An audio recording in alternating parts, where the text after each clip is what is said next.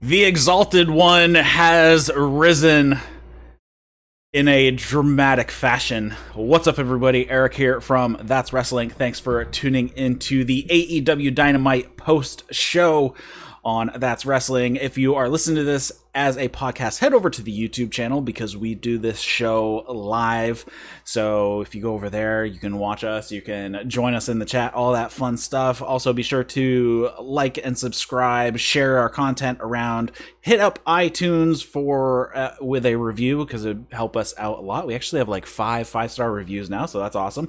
There's a Discord link down in the description and the show notes, and if you have anything to add to the mailbag, especially if you disagree with us, because we'd like to talk about those things, send them to Eric at thatswrestling.com. And making his triumphant re-debut, that was totally his triumphant return to the Thunderdome, Dustin West. How's it going, man?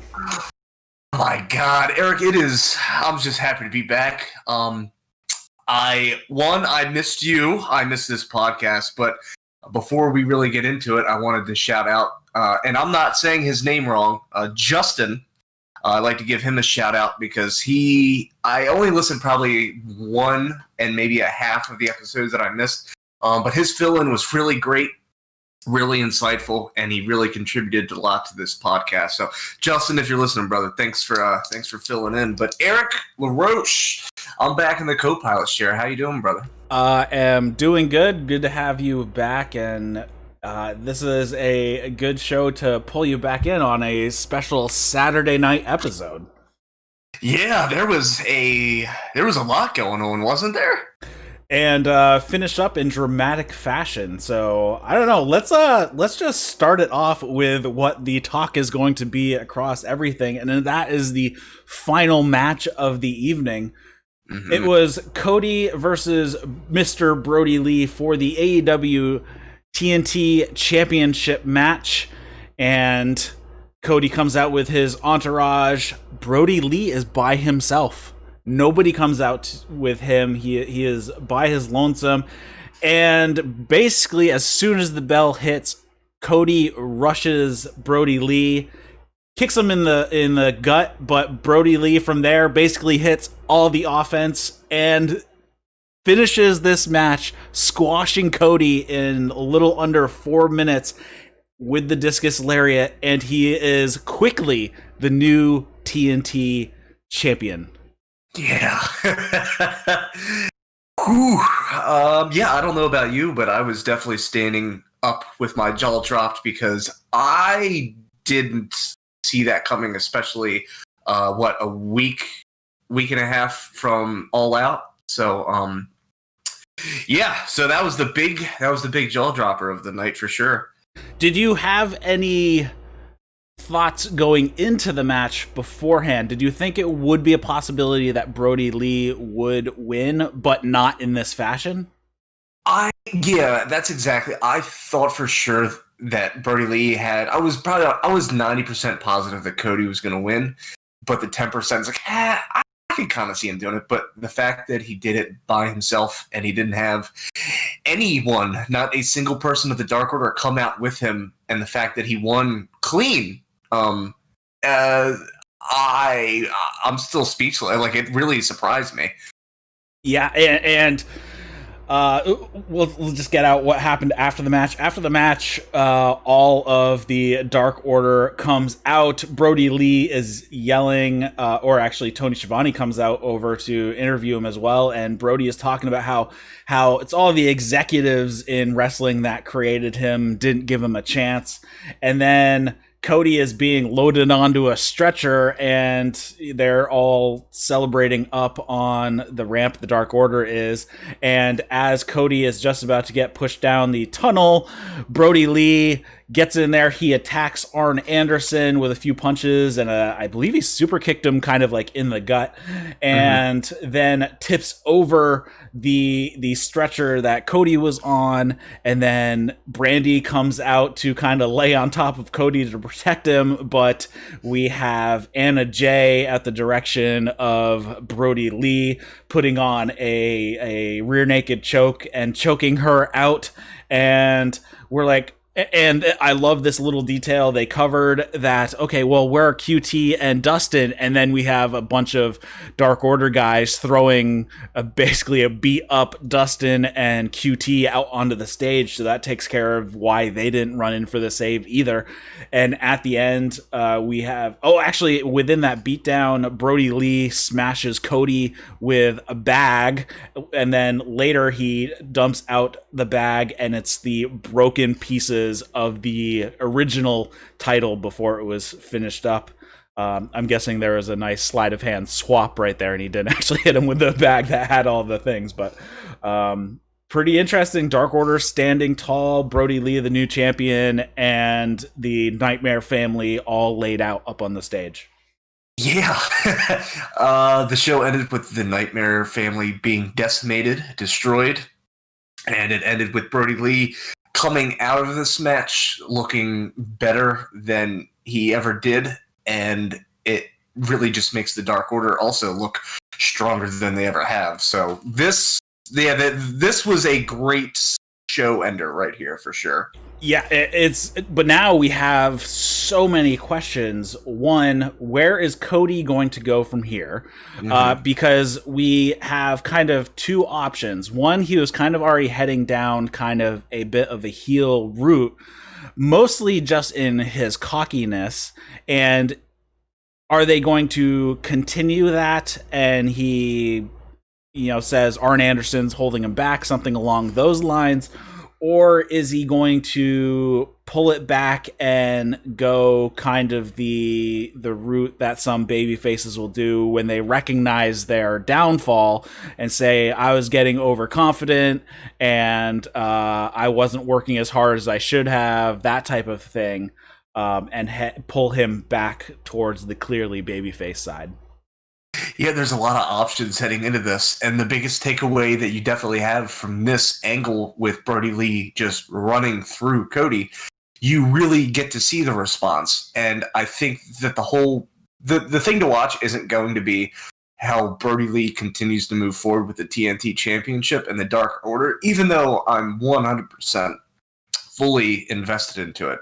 But I think one of the things that I'm definitely, or everyone should be keeping their eye on, is exactly what you said, and that's how is Cody going to respond, and where is Cody going to go with it? So I guess time will tell. Yeah, we also have kind of the other thing here. We have Brandi waffling back and forth once again as being a heel and a face. This is a face move to come out and try to protect her husband, then getting choked out by Anna Jay, who is clearly a heel, where she, going into the Women's Cup tournament, she turned heel that first night.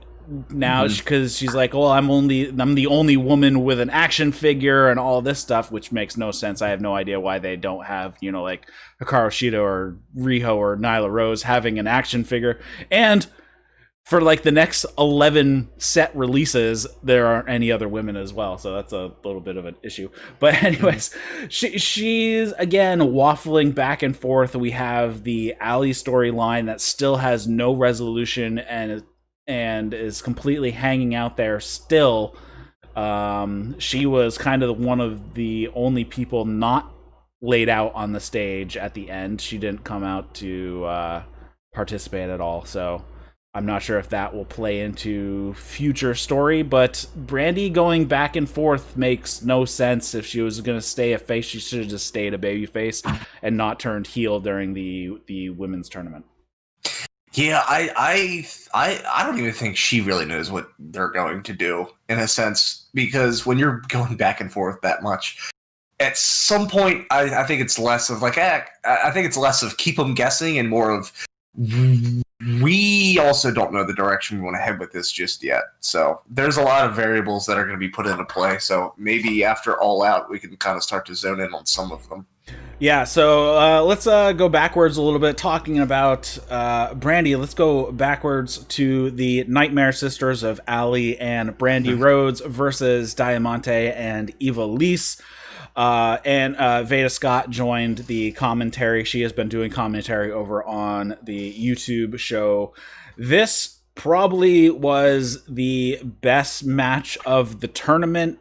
Maybe the match with Tay Conti and I forget who she teamed up with versus Nyla Rose on that side. That was a pretty decent match. But this one with Ivelisse and Diamante and the Nightmare Sisters was probably the best. It was pretty much a back and forth match. No one really had control for any extended amount of time. We have Brandi doing a few heel tactics here and there, Allie as well. We have QT Marshall trying to save Brandi and Allie. At one point, he jumped up onto the ring apron, but we have him getting knocked off and Brandi thrown over the top onto her or onto him, and then Allie hits the rabbit hole, but Ivelisse breaks that up, and then we have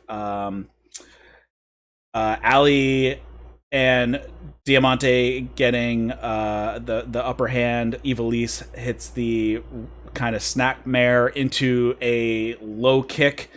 Or a kick to the face of a sitting Allie and gets the pin. So we have Diamante and Ivelisse winning the tournament, which is a huge thumbs up on this one for not putting over the Nightmare Sisters, and hopefully this loss will then play into getting the storyline resolved when it comes to Allie and the Nightmare family. Yeah, I don't know about you, but I mean, I definitely had Ivelisse and Diamante. I definitely had them winning this, and how it ended, I thought was pretty appropriate. It was back and forth. It wasn't a slow match. It was the finals. So you wanted a fight, and just the end. I really did like the end. Just that kick to the face. It was quick. It ended how it should have, especially because it did look like a real kick. And if you've ever been kicked in the face in a combat sport, you know it could end the fight, and it did. So everything with that match, I enjoyed. I thought Ivelisse and Diamante. I mean, they looked fierce together. I'll be honest, I'll put them two in a tag team match against any male tag team on the roster because, I mean, they had great chemistry, and they're just tough, and that's how they present themselves. So it was very appropriate that I thought they went over. Yeah, they've actually tagged together in the past, so they know each other pretty well. Ivelisse, she has been wrestling for almost 20 years, and she's only 32 years old, but she's been wrestling since she was 14. So yeah, so she knows what she's doing. It's pretty clear. Yeah, so it would be interesting. Of course, they don't want to do intergender wrestling, or at least they said they haven't. But Ivelisse was always good on Lucha Underground. She was part of the Trios tag team, and that was intergender, and she got in there and laid down some beatings. So let's start off. Let's go back to the beginning of the show here. The show kicks off with Private Party and FTR in the ring, and the match starts off immediately. We have Tully out there on FTR's behalf. He has an FTR jacket, and they did not really explain how this went because Arn Anderson was with them at their contract signing when they were signing with AEW, but now Tully is with them. They did have the scuffle with the Rock and Roll Express last week, and Tully got into it as well, but they didn't really explain how all this came to be. Was it all a setup originally by Tully to begin with, that Tully was always going to be with FTR and Arn Anderson was just a red herring, or they were using Arn Anderson just to get a good deal and then they were going with Tully anyways? Really completely never really followed up on that, so hopefully they cover that in the next week or two. We will see. This match was solidly an FTR match. It was it was grounded quite a lot. We had a lot of strikes and chain wrestling and whatnot. Private Party gets some of their stuff in, but really they're pulled down into FTR's territory. I love how they had the tag rope. There was one thing where I believe it was Dax who was up on the apron and bringing attention to him holding the rope to Aubrey, and Cash was on the outside, so he tagged and he tried to get in. Aubrey's like, that's not a legal tag because he's out of the ring. So he's arguing. It was pretty funny. I thought that was great that she's like, that's not even a legal tag, he's outside of the ring, you can't do that, it's not how it works. Basically this goes down with Tully actually pulling his guy out of the way of a dive from Cassidy, and then shortly after we have FTR hitting the Goodnight Express, aka the Shatter Machine, and pick up the victory. What did you think about this match? I thought it was solid. It was a good way to start, considering that the NBA playoffs went into their time slot, so they just jumped directly into it. It was solid. It was FTR. I thought Private Party looked really good. Isaiah. So I've noticed a couple times that Isaiah, especially Mark Quinn, he's fine in this aspect, but Isaiah Cassidy has this tendency to just not get the hell out of the ring. Like they'll do like a tag, and then he'll really stall getting out, which would prevent like a cover up from Mark Quinn or anything else. So I don't know why. I mean, I've picked up on it here and there, but it's just been so constant and obvious now, which isn't a bad thing. But for something that it's this fast paced, especially with FTR, it's just fast tags, fast in, fast outs. You're moving around a lot. You're hitting this spot. You're going back and forth. And then when you have someone who, after like they finish a move or whatever, is supposed to be getting out onto the ring apron, just taking his time is one thing, but taking your time and then you're kind of stalling the next spot, it's kind of like one of those things that if you look for it, you pick up on. Mm-hmm. But despite that, I really thought this was probably one of the better tag team matches I've seen with Private Party, even though it's been as grounded as it was. I think this is one of the better tag matches they've had in recent weeks. I think so too. I think overall, yeah, this is definitely one of Private Party's better showings.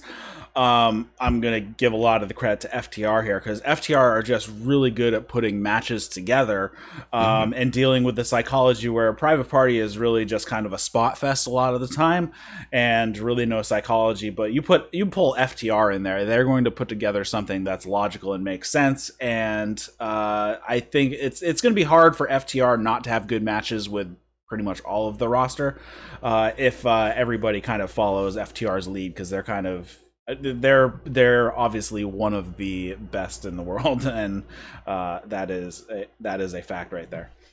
Yeah, I mean, FTR just gets tag team wrestling. It's all about a psychology. You can have a spot fest, and you can just get it. It's just like a grounded technical tag team, and I think also sometimes, Private Party sometimes, especially from last night, you can see it. They go a little too soft.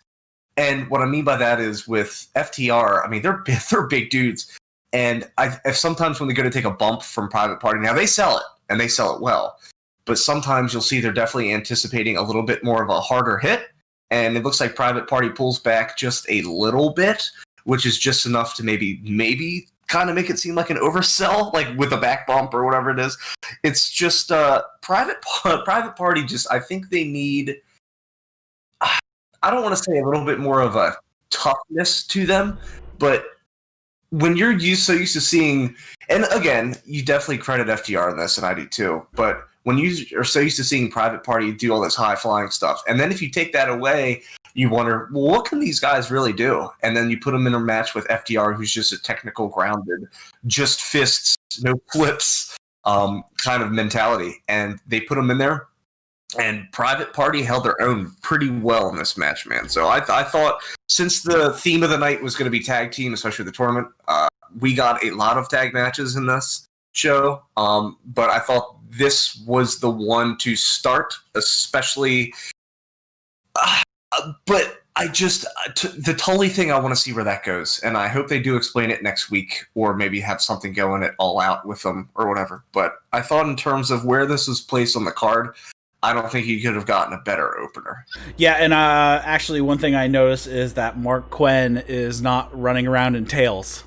Mm-hmm. Yep, I noticed that too. He didn't wear a top this week, so I actually heard them on the AEW Unrestricted podcast, and he talked about those have been stepped on a few times, cause issues. So maybe he decided, all right, I'm just not going to wear them anymore. And I think it looks better. While he doesn't have the flowing gown, basically, I think it improves his look and makes him look a bit more like a fighter than kind of a little bit of a joke. I think they need to tighten it up just a little bit.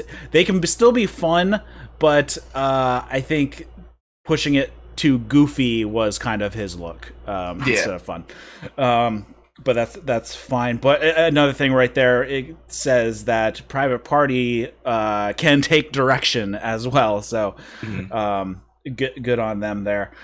We have a very short, like usual, Jon Moxley promo. He cuts on MJF, talking about how tough guys don't need to say much and you say a lot. And basically he's curious what MJF is hiding. He talks about how MJF has said that he's going to be the future of the company, and Jon Moxley says that he hopes that's the case because he wants AEW to succeed. So, but it's not going to happen at All Out on September 5th. Very good promo from Moxley. He hits all the points when he does a promo. He put over his opponent and then says what he's going to do to vanquish said opponent. I thought, once again, perfect Jon Moxley promo. Yeah, I mean, the only note on it is that it is a tough John. I mean, it is. It's a Jon Moxley promo, and his promos are different than anyone else cutting shit on their opponent, because it is like promo writing 101. If you are trying to get into the wrestling business, you got to learn how to cut a promo.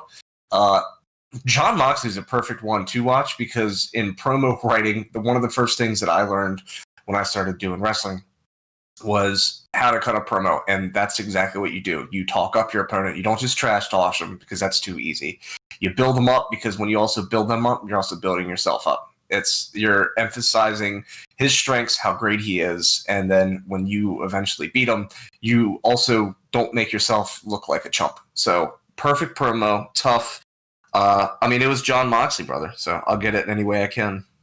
Right, yeah, exactly. You got to talk up your opponent, because if you basically talk down your opponent, if you beat them, well, then who did you beat? And right. If you get beat by them, you just got killed by a low tier guy, in your opinion. So you got to build them up. So either way it goes, it makes you look better, and it just works out. And MJF, yeah, he's going to be around for a long time, hopefully, which then goes after this commercial break. Here we have MJF cutting a promo. He's in a neck brace. Last week, Jon Moxley took him out because he sent all of his goons after Jon Moxley up in the stands, but Moxley came out through the tunnel, and he hypes up that he has a petition to ban the paradigm shift that has gotten 5 million signatures. There was a tear welling up in his eye, talking about he wants to have kids someday. He doesn't want to die in the ring, basically. Says that John shouldn't be able to use the paradigm shift at All Out. He also he kind of like gets too worked up, and his lawyer has to take over, saying that they're going to bring this to management and they'll sue if they have to, and they've never lost a case.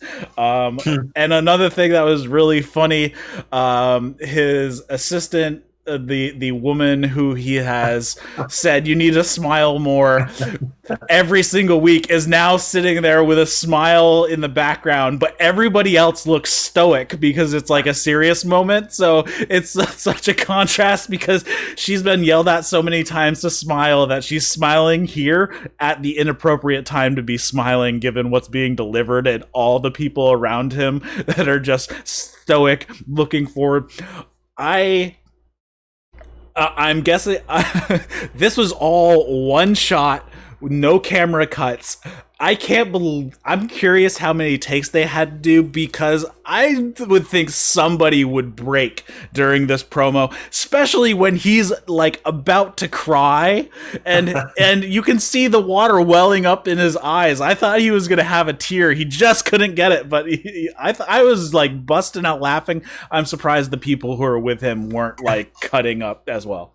I laughed my ass off. I thought this is great, and good on MJF. You didn't quite get that tear to roll, man, but his eyes were swelling up, and when he yelled Wardlow, Wardlow just jumped in concerned. They held hands for a second so he could calm down. I mean, it was funny, and then I was waiting for him to turn around and yell at her for smiling during such a serious moment, like, oh, this isn't funny, but it made it even more funny that she just sat there. I don't know how she kept that smile going, man, because my cheeks have been killing me. But yeah, not a single person cracked. Everyone were composed. They kept it. The 5 million signatures. But I mean, he was great, man. Like, he really sold it. It was such a dick thing, too. Like, to try to gain sympathy like that was such an MJF thing to do, but then to do it with just eyes swelling up with tears, man. It was funny, man. I liked it a lot, dude. 10 out of 10. Yeah, and I was watching that. I wish I knew her name. I'm sorry, I forget it. But I was watching her eyes too, and her eyes were just staring forward the entire time, basically to camera right. And then when the lawyer said they had 5 million signatures, that's when her eyes dart right at him like, what are you talking about? And then they slowly make their way back to where they were looking at. It was hilarious. So that was just one little thing that I picked up on that I thought was great in this segment, because she's like, what are you talking? No way there's 5 million signatures. It was pretty good. Next up, we have an 8-man tag. It is Butcher and Blade and Lucha Bros versus Natural Nightmares and Jurassic Express. No Brandi or Allie coming out with the Natural Nightmares.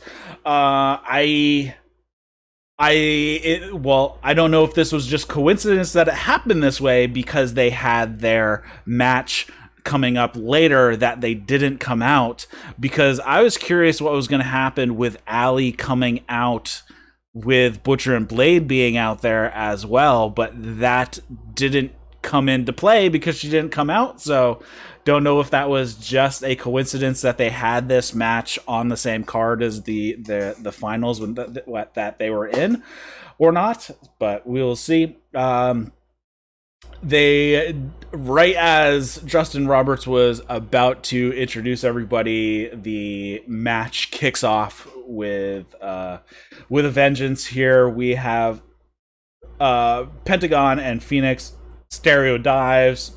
QT Marshall gets a little stuff in, and then Dustin Rhodes is basically the heat is put on him for a very long time. The heel team completely, they just tag in and out, going like crazy. Dustin cannot get back. I think they went to picture-in-picture here, and throughout the entire picture-in-picture, Dustin is just getting worked over.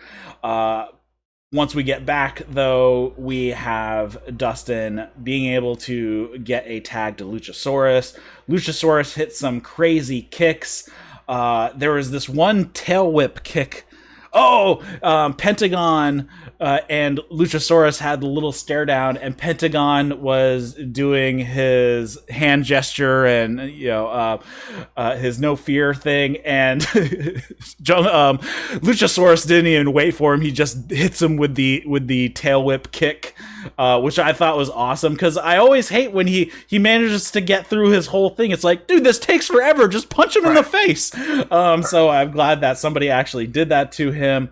We see a package. Okay, and then we have Jungle Boy gets set up by Pentagon, or like he's going to go for the package pile driver.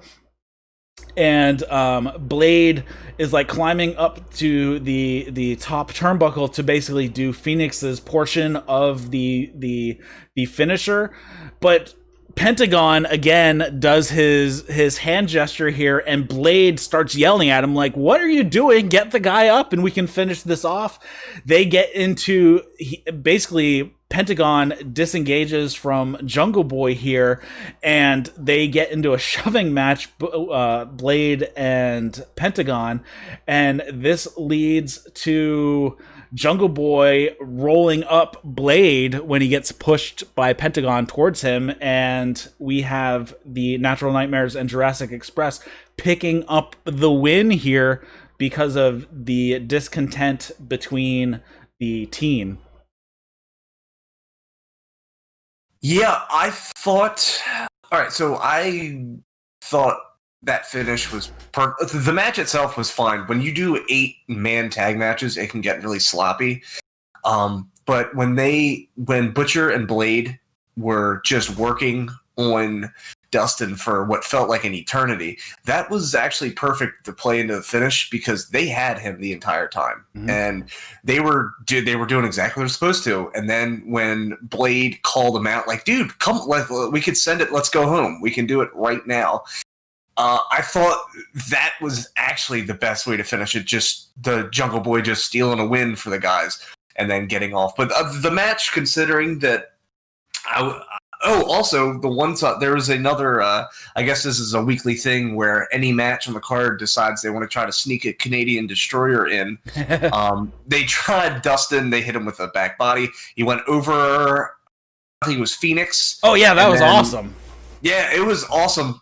When Phoenix was, I guess when Phoenix was supposed to lean back into it a little bit to help Dustin rotate, because you can't really over-rotate someone on a back body drop, especially not someone who's like 50, like Dustin Rhodes. So when he flipped him, and then Dustin came down, caught him, so when Phoenix should have gone backward, Phoenix did just kind of fell back, and then Dustin tried to muscle him through the rest of the Destroyer, which resulted in, it looked more like Dustin took a back body drop from that kind of height. But regardless, the Canadian Destroyer was pretty dope. Yeah, that was pretty awesome.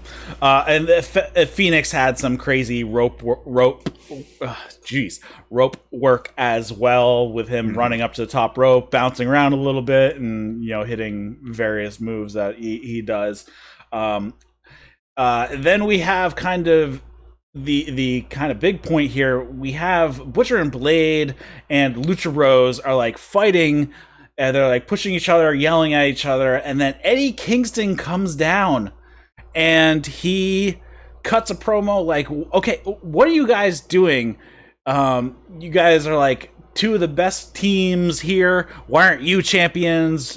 To Butcher and Blade. And then he says to Lucha Bros, "Why aren't you champions?" He praises Pentagon and Phoenix, and then they bring it in for a big old hug, and Eddie Kingston winks at the camera. So what are we seeing here? Is Eddie Kingston here for good intentions to pull this group together, maybe have a faction, or is he coming in to sow some discontent? I don't know. I wish I could pick one or the other, but the wink at it started out with good intentions, and then the week at the end, I'm thinking, oh, okay. So it leaves me in a state of, I don't know what the hell Eddie Kingston is going to do moving forward, but I thought it was a nice touch, I guess.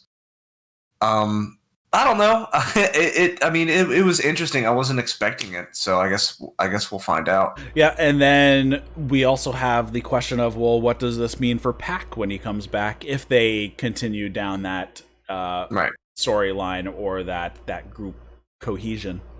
Right. Yeah, I thought that too. Like, what is it? They're Death Triangle, right? So if it was Lucha Brothers and Butcher and Blade and Eddie Kingston, and then Pat comes back, is that going to set something off? So where do we go from here? So again, we got a lot of doors open. So we'll see which one we walk through. Yeah, personally, I love factions. I love how New Japan does them. So I would be all for, having most of the roster factioned up somehow, because I think it creates some interesting things, especially where you have guys within a faction that can go a couple years without ever having a match against each other, and then something happens that causes a match to happen. Especially in tournaments, those are always fun because it's okay. Well, the tournament put you together. You don't have heat with each other, so you're gonna have to face each other just because you're in a tournament, and then of course you have the standard breaking away from a faction or breakup of a faction that is always interesting as well. So I think as long as you use them correctly and you don't do the NWO type of faction, then I think you're all right. Next up, we have a Britt Baker segment. She's in the gym, and Penelope Ford and Kip Sabian are there. Of course, they're making out, and as soon as Britt looks over, Kip Sabian is like 6,900, pulling up a barbell or a dumbbell, which I thought was really funny. Britt Baker basically promises them free dental care and Penelope free makeup by Reba for a year, as long as Penelope helps against Big Swole in a handicap match. So I'm curious, does that mean Reba and Penelope, or Britt Baker and Penelope in a handicap match against Big Swole? I'm guessing it's Reba or Rebel unknowingly going in for the handicap match. It was kind of vague.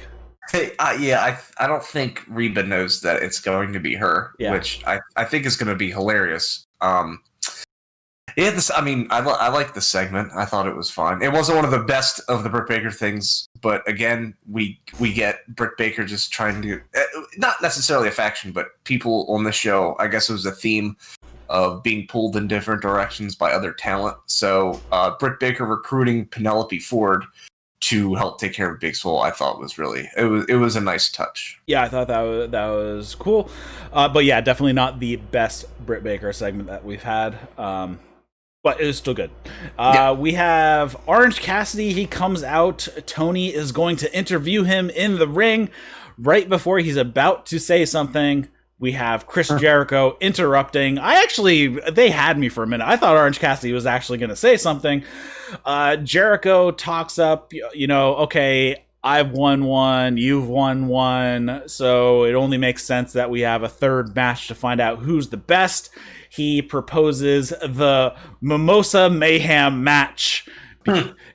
So the only way to win the match is pinfall, submission, or tossing your opponent into a vat of mimosa.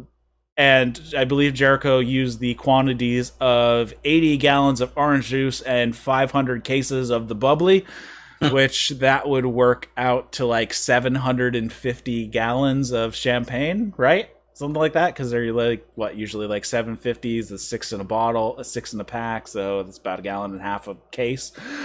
So we'll see how that goes, but Jericho says the match is going to be perfect, and then we have Orange Cassidy throwing up the weak thumbs up to accept. And then, of course, the Inner Circle come out to toast the match, and then it goes into a beatdown of Best Friends and Cassidy, and that is that. So we're going to have the Mimosa Mayhem match at All Out. I'm curious if they're going to do this as a cinematic match or not, because as soon as he said Mimosa Mayhem match, I'm like, are they going to make a cinematic match? Because that'd be kind of fun. But it doesn't sound like it. Sounds like it's just going to be a regular match with a pool of mimosa at ringside or something. Yeah, it's stupid. But it made me laugh. It's just something about Chris Jericho and Orange Cassidy. they've been really gold together in terms of like comedy. When the orange juice dropped on Chris Jericho, which ruined his $7,000 sports coat, that kept getting more orange every single week. Yeah, like it's just kind of stuff. It's stuff between this feud that's so dorky and so dumb, but it's so funny and it's so entertaining. So the match, I mean, it's not supposed to be a serious. It is a rubber match, but you're supposed to take a Mimosa Mayhem match with a grain of salt. So if there's anyone out there that's listening that's really upset, like, oh, this is a good, fun feud in terms of nothing we've really seen on the card really comes close to like a comedy feud, and there hasn't been one. So this has been standing out on its own for this reason for being silly. So for never knowing or ever hearing or never experiencing a Mimosa Mayhem match, I am very excited to see what the first one is going to bring us. Yeah, should be. Yeah, I'm curious, like, if it's going to be, if this vat is going to be near the ring, obviously, if it's like 800 gallons, it's got to be there for the entire show, right? So right. Is somebody else going to get dumped in there after the Orange Cassidy Jericho match? Is something going to come into play later on and not just in that particular match? Because it's not like they can move it.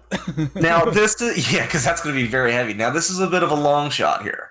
But I wouldn't be opposed to seeing, because we've seen Kip Sabian ringside in like a lifeguard chair. I wouldn't be opposed to see Kip Sabian sitting next to it the entire night in a lifeguard chair, or even floating in it with a with a pool float raft, just kind of hanging out, splashing around. So I don't know. I mean, it's stupid, yeah, but you know, it'll be fun. I have all the confidence in the world in this match for being fun.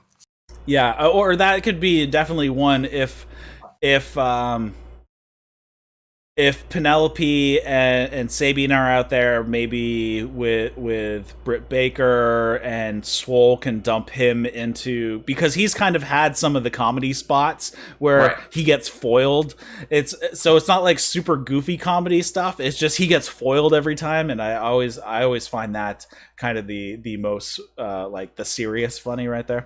Right. So it could be interesting if he lands in it as well. Then we have a 6-man match, the Dark Order versus the Elite. The Dark Order, we have 3, 4, and 5. So we have John Silver's, Alex Reynolds, and Alan Angels. And I thought this match was pretty fun, especially like those 3 guys from the Dark Order. They're actually really good. I have been pretty high on Silver these past few weeks, because he just kind of showed a lot more stuff that he can do. He's got great kicks and just great striking sequences that he have.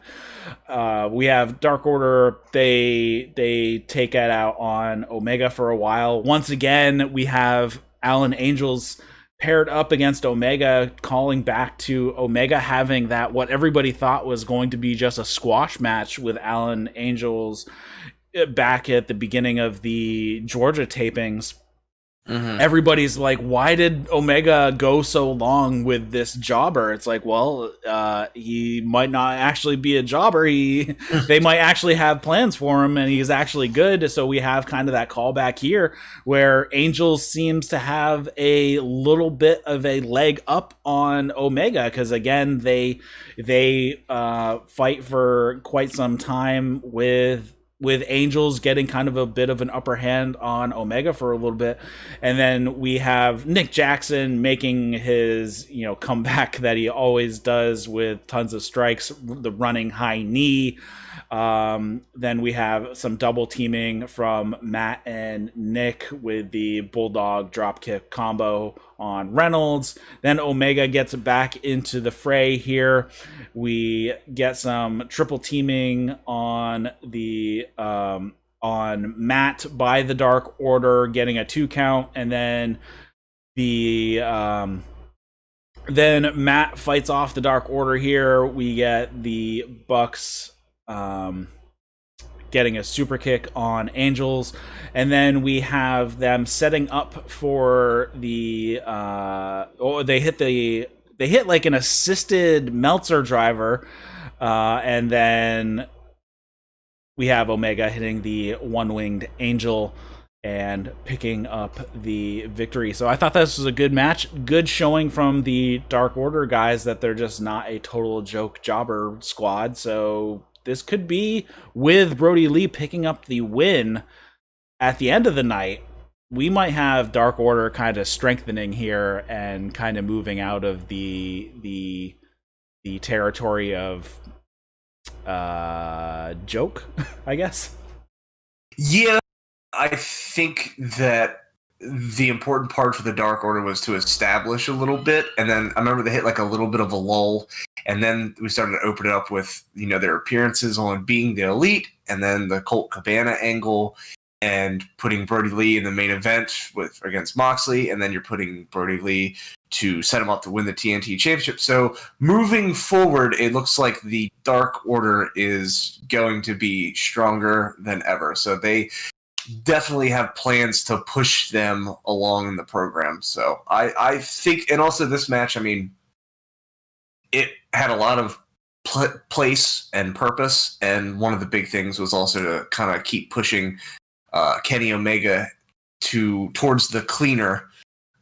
So this match, I view this match as a setup, just to kind of see where we are. But the Dark Order is picking up steam. I mean, especially seeing these three in the same ring with the Elite in this spot on the card, especially where it was placed, I thought was very important, because I don't think it would have been as good if this would have been to open the show or even the second match of the night. So everything about this match, including placement, I thought was very important. So I thought it was very well done. Yeah, and actually, you bringing those things up just remind me, Colt Cabana, one, did not come out with the Dark Order at the end of the show, so he's still being kind of shielded from the going-ons of the Dark Order.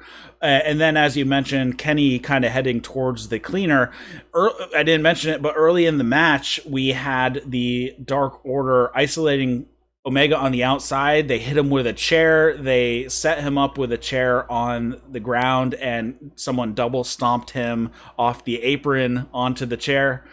And then after the match, we have Omega kind of beating up, I believe it was Angels, and then he sets up a chair upside down. So he opens it so the legs are sticking up, and he picks up Angels, I believe, and he's going to like give him a power bomb into the legs sticking up where the Bucks pulled the chair out of the way. So he still gives him the power bomb, but the chair is moved by the Bucks. So we have him again, you know, going a little crazy, because they hit him with a low blow and hit him with the chair earlier in the match, and he's like that. He's trying to get a little bit of a payback here, and then, you know, is still heading down that road where I don't know, is Kenny going to turn heel here at some point? We still have that up in the air, because what happens next? We have FTR is being interviewed by Alex Marvez. And it gets announced that there's actually going to be a gauntlet match next week, and the winner of the gauntlet match will face Hangman and Omega at All Out. So it's going to be, I believe they said it was Private Party, Bucks, FTR, and there was one other team. But anyways, it's going to be four teams going through this. So I'm curious how this plays out. And then we have Hangman coming in and saying, you know, what was that last week where you took out the Rock and Roll Express and you know, bring up faking the injury. So it was a fake knee injury that Dax was feigning, and he said that, that was a test to find out who was really on our side, and it was only Cash and you that went backstage to make sure that I was okay. So very interesting how this comes out. We have them hand Hangman a beer because he is out. He finishes off his whiskey, and interesting how this is. It looks like he's buying that explanation from FTR. Maybe, I don't know. Hangman's acting is just so good. You can see on his face what he's thinking. Like he's buying it. He's not buying it. He's buying it. He's not buying it. He's confused. he doesn't really have to say much, and you can read everything off of his face. Which is definitely important, which I don't think a lot of people really understand or appreciate. If you're gonna sell, like, anytime we were to do anything, when we do like a walkthrough on like a match, or if I'd get a spot when we would be doing shows, it'd be like, okay, so do this, you gotta act surprised, you gotta do this. I can't go out there and just, okay, well, how do you act surprised? You're selling a lot in your body movement, and especially your facial expressions. Surprise, anger, belief, buying, like everything. You saw Paige do work through like maybe 3 or 4 different facial expressions to definitely correlate different emotions and what he's being told and informed. So Hangman Page and that was really selling. So I think moving forward with that, him buying the explanation and stuff, it's like, oh, okay, so is that really what was going on or what's happening? But Hangman he always kind of sounds like, yeah, we're on the same page. So he's I also, like, I don't know what it was, but I think the locker room was badass where they were filming that or whatever. It was just black, and I thought that really set a tone. That's probably just a me thing, but putting FTR and Tully and Hangman Page in that, I don't know. Those 4 together looked badass.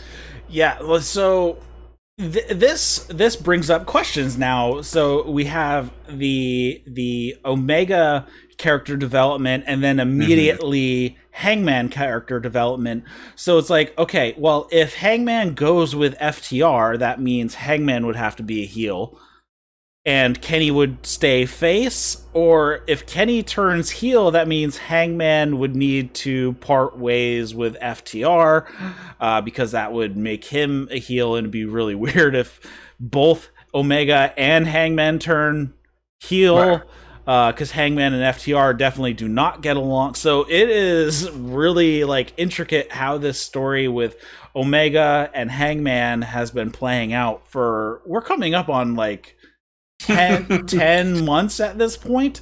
Because it's been a while. It was like end of October, early November when, Hangman was having issues with the Elite, and we're at the end of August here.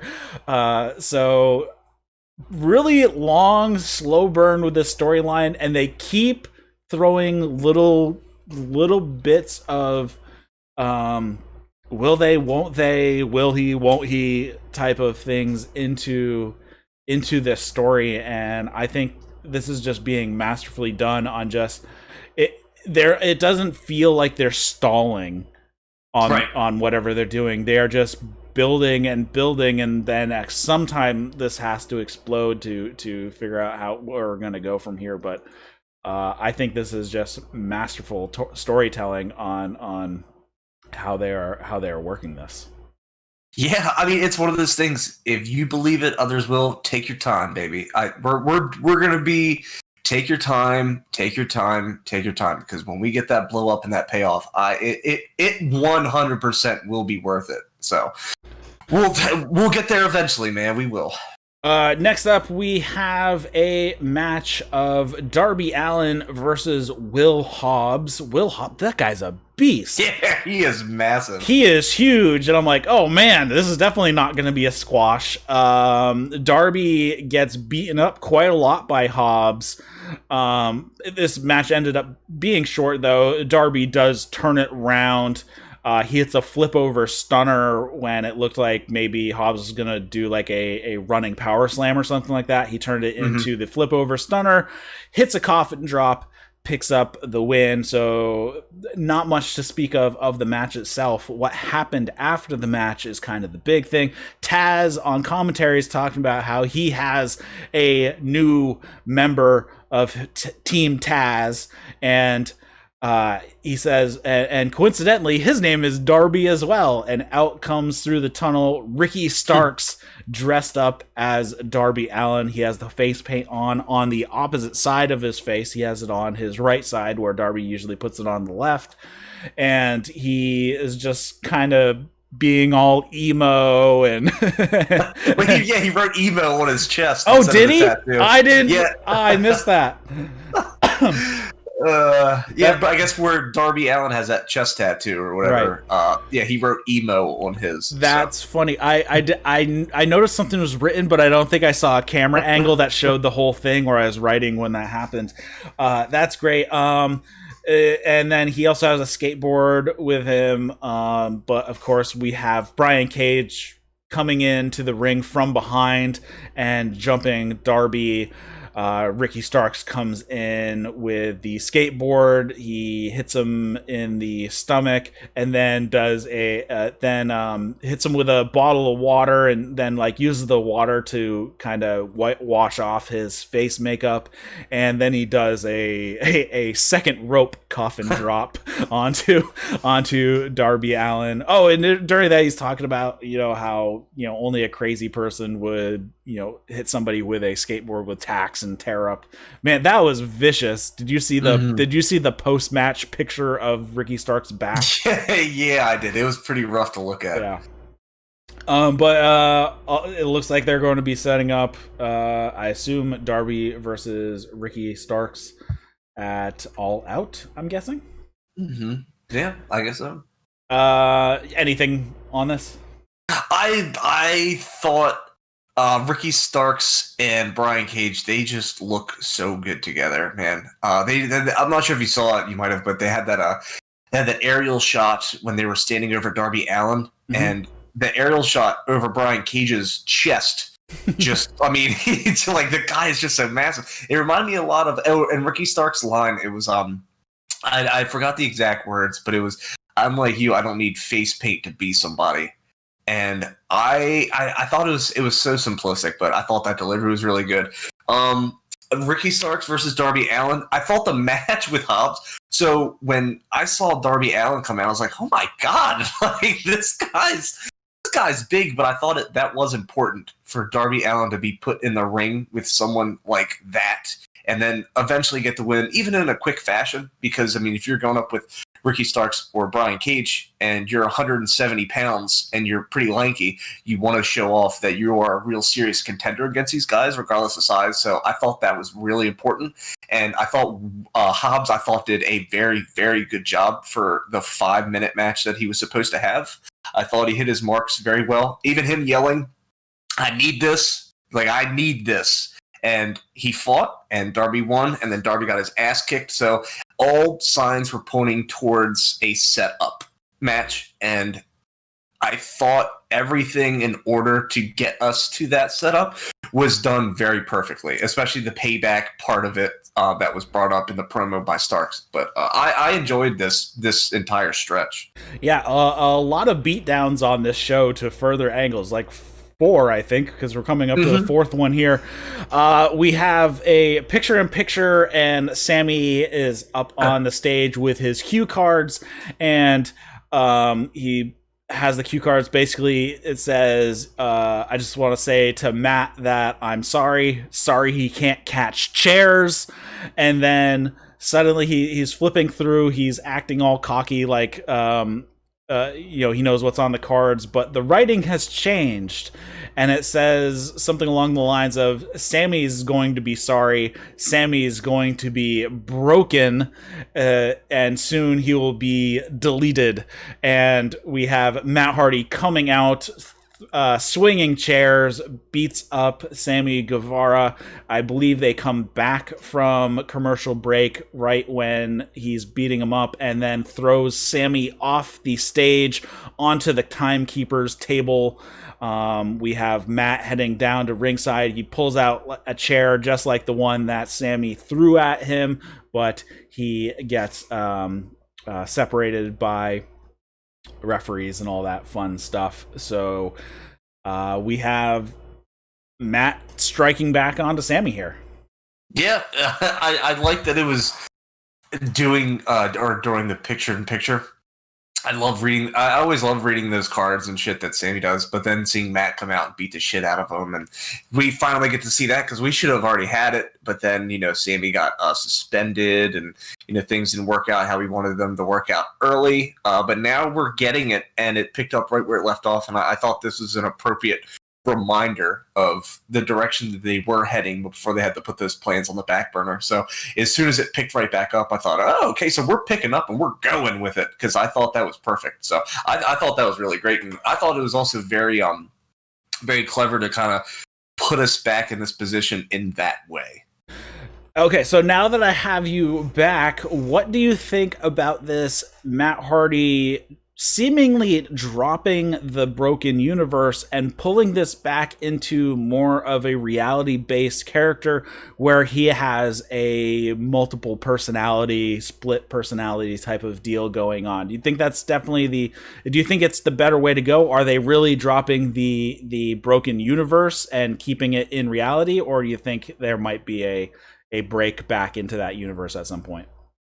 See, I don't know, because I've thought about that and where we were with the broken. I don't think it's necessarily going to be abandoned. I do think this is the perfect way to do it, though. Have it more grounded, a lot more, not necessarily relatable, because it's a very complicated kind of character and universe that Matt Hardy has worked very hard to create.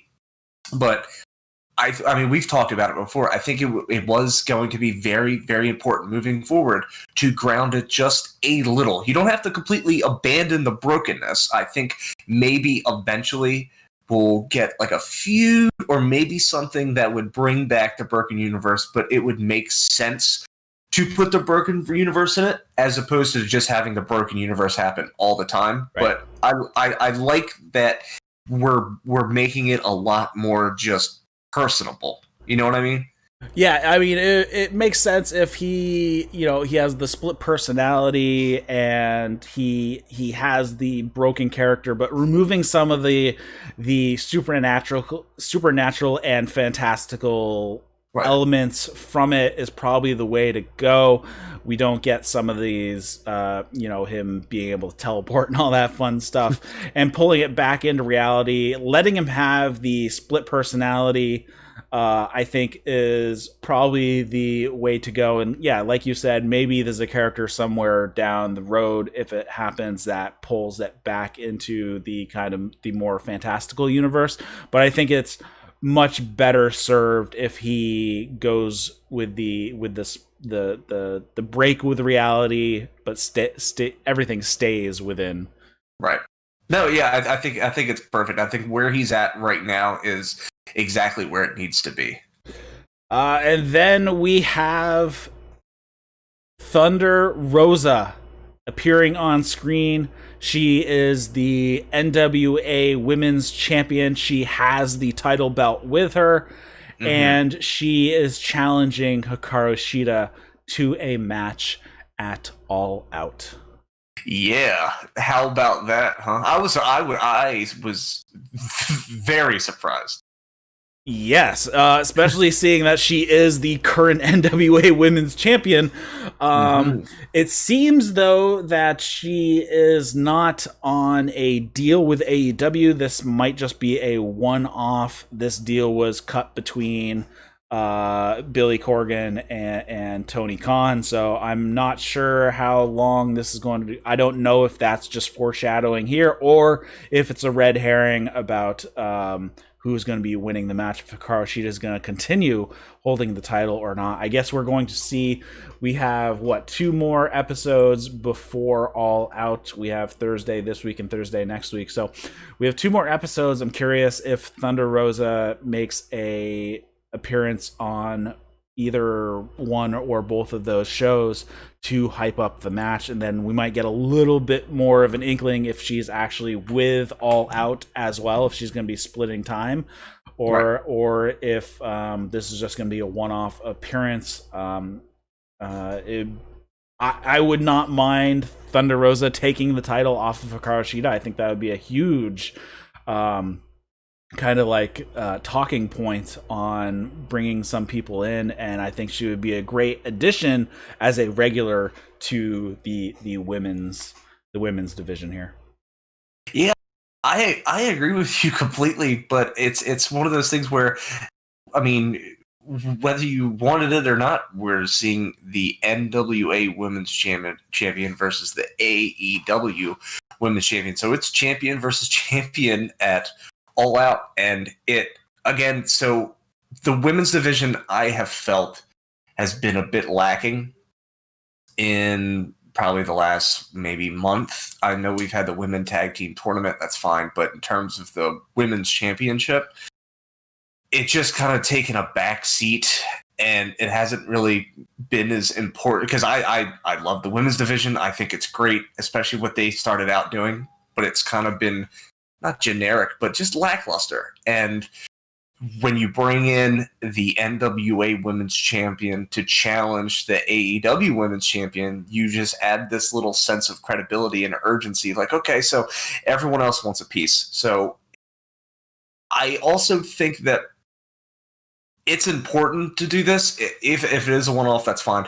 But there hasn't really been anyone in the current women's division, in my opinion, to really not necessarily step up, but I felt like if you were to make an AEW Women's Championship match at All Out with the current roster last night, with anyone on the roster, I don't think it would have been as important. But when you bring in this outside champion to challenge, I think it did create a sense of urgency. So I thought that really added a level of importance to this title defense. Yeah, I think they're still...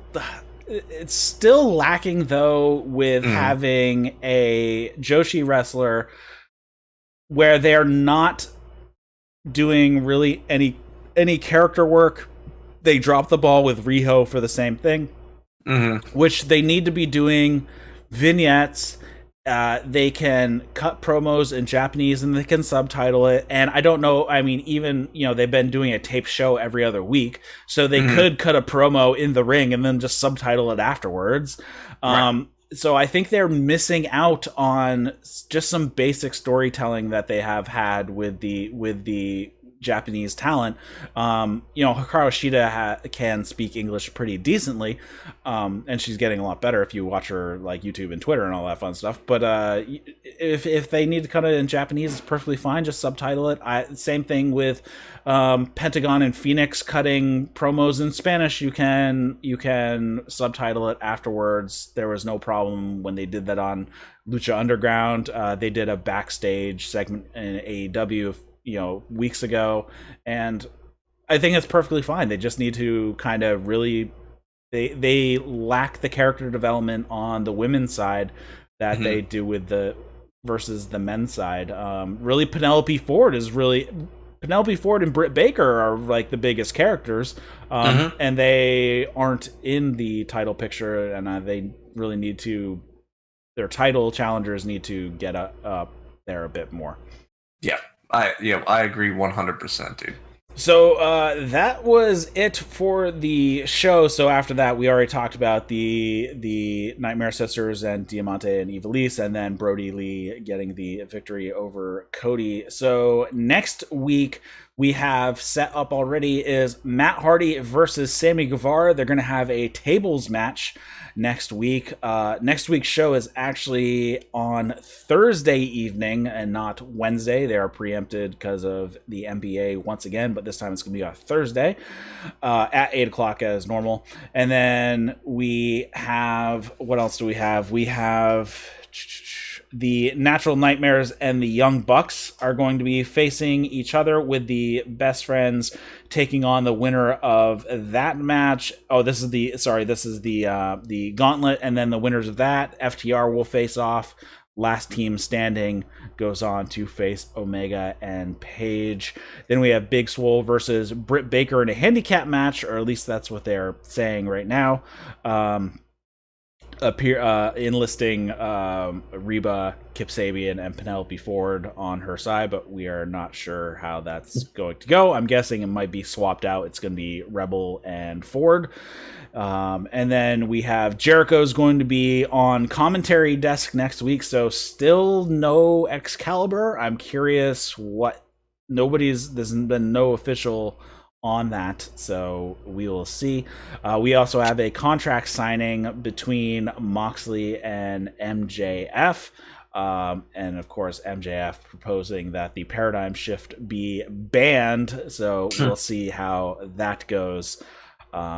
So should be interesting to see. So going back to the gauntlet match, I think this is kind of going to be the biggest talking point. It's probably going to take up a good hunk of the show.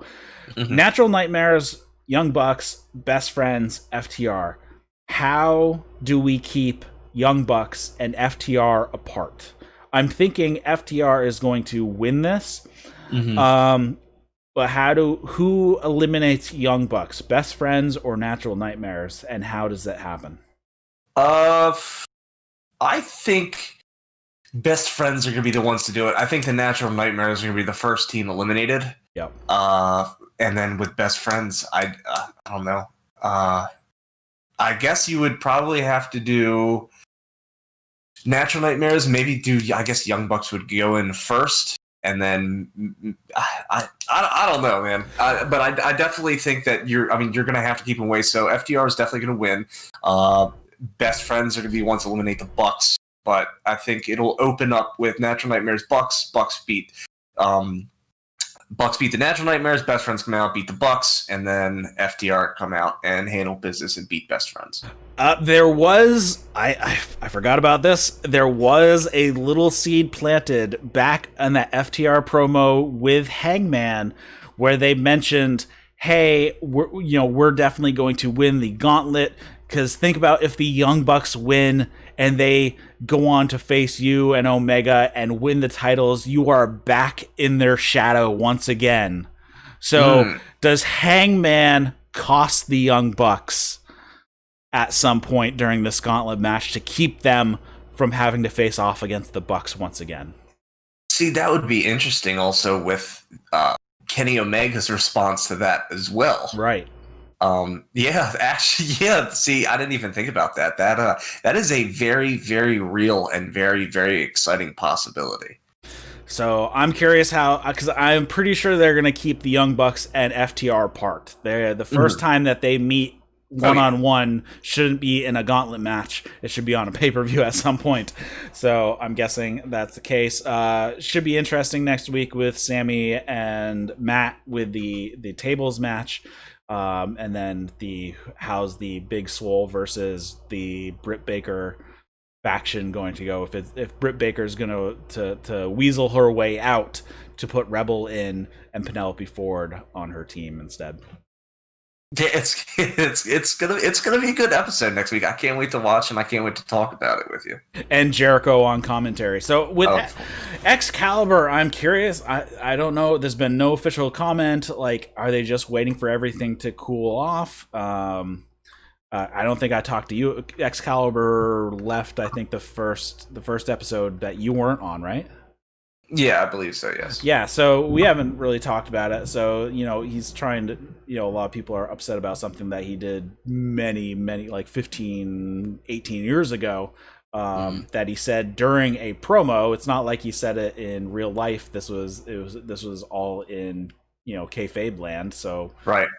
Kind of strange that people would try to cancel what is essentially an actor for a line in a movie or a TV show, or in this case, wrestling's basically a play. Right. So, yeah, kind of weird. There's been no official thing, no official suspension or anything. I don't know why they would suspend you for something you did 18 years ago. So, I don't know if I'd like to see Excalibur back. How have you thought Taz being on commentary has been? I mean, I like Taz a lot. I think he provides, and not to say that I don't dislike Excalibur, but Taz just provides that. He just provides that little bit of extra, and he doesn't really, as a heel commentator, Taz is really good with not overstepping himself. He's really good with saying what he needs to say when he needs to say it, but he doesn't keep going to be a heel. I mean, I love Taz on commentary, but I do miss Excalibur. I thought Excalibur, Shivani, and JR were doing very, very good things together on that announcer's table. Yeah, another thing with Taz, I've always been a huge fan of Taz on commentary, going all the way back when he started on commentary on, I think he was on SmackDown way back when. And I think the only issue here with him doing commentary is that he's also a manager Right. of a heel faction. So he kind of has to play that line coming in and out of manager mode versus heel commentator mode, and riding that. He's been doing a fine job of riding that line, but I think sometimes he gets pulled out so far from being the heel manager sometimes that I think it's just kind of an inconsistency with his character. Yeah, especially where you're going to put those kind of segments in placement, because if you'll see him before, he'll do commentary, and then you need him to be the manager, and then he's a manager, and then when he jumps right back into it, it just feels weird. Yeah. I think he's been doing a fine job of it, riding that line, but it is a line that kind of throws a little bit of its inconsistency into his character. Definitely. All right, so do you have anything else you want to talk about for the past month that you've been away? No, buying a house is just as stressful and stupid as everyone says it is. But, that's it. But honestly, I'm just happy I'm back. I'm happy that I was worried when I was listening to the episode with Justin. I was like, oh no, they're actually going to realize how stupid I really am, and I'm going to be replaced. But I'm happy to be back, man. I miss doing the show. The only thing I got to say is the same thing I always do: support local wrestling. Be smart, be safe out there. Facebook.com/Pro Warrior Alliance. Oh, crap. And I just noticed one note that I want to talk about. Why was the finals of the Women's Cup tournament a 20-minute time limit and not unlimited time limit? Yeah, I don't know. I think I asked that same question. Like, it's a finals. Like, right? This should. Yeah, I don't know. I guess maybe. I don't know. I don't know. Maybe just because the NBA playoffs, maybe since it ran over into that time slot and they were already kind of rushing, maybe they're like, oh yeah, well, this show is taped though. Oh. Well, shit. Then I have no idea. All right. All right. Thanks for watching, everybody. Thanks for listening. If you're listening to this as a podcast, head over to the YouTube channel and subscribe over there, and you can watch this show live. I'm guessing we're going to be doing Friday night next week because the show is on Thursday instead of Wednesday like normal. But if you hit subscribe and hit the bell, then it lets you know as soon as I schedule the live stream, so you will be alerted and all that fun stuff. Be sure to share our stuff around. Head over to iTunes, give us a review. It really helps. There's also a Discord link in the description and show notes. There's a lot of people that kind of hang out over there. We talk about wrestling and all types of other stuff. Also, I'm still looking for some New Japan co-hosts, so if you're interested in helping to cover New Japan, send me an email, eric@thatswrestling.com. If you have any comments, questions, feedback, if you disagree with us and think we're idiots, send us an email, eric@thatswrestling.com, and we can talk about those discussion points. And I believe that is it. So for Dustin West, I'm Eric LaRoche. Thanks for watching, and we'll see you next time on That's Wrestling. See you later, guys.